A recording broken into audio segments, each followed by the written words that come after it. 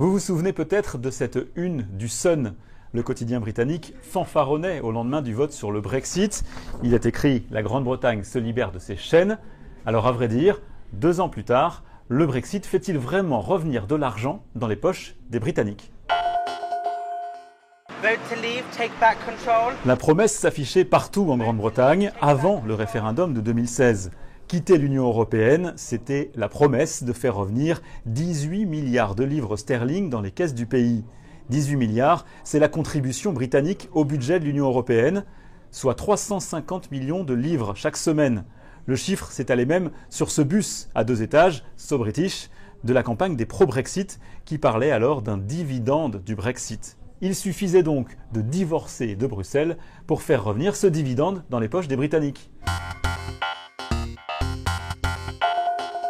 Il avait déjà été montré à l'époque du référendum que le calcul n'était pas si simple.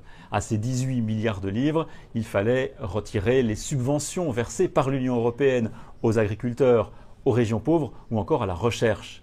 À soustraire aussi un rabais négocié de longue date par la Grande-Bretagne, environ 5 milliards de livres sterling chaque année.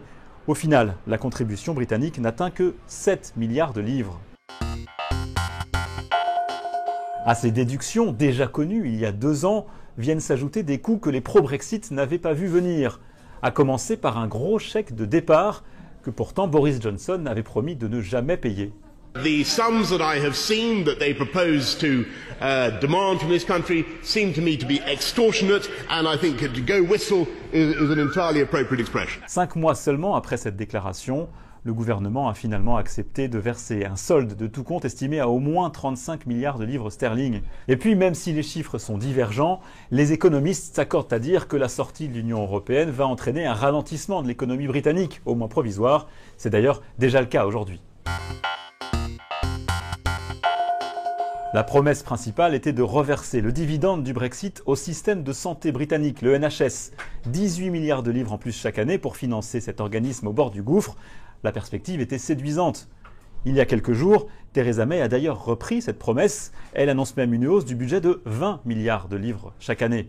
Mais dans son discours de dimanche, la Première ministre n'a pas manqué d'avouer que le dividende du Brexit ne suffira pas. Nous allons devoir parler d'impôts, a-t-elle reconnu. Part of this money will be coming from that Brexit dividend. But as I said in the speech, and I said, as a country, we will need to contribute a bit more. Taxpayers will need to contribute a bit more.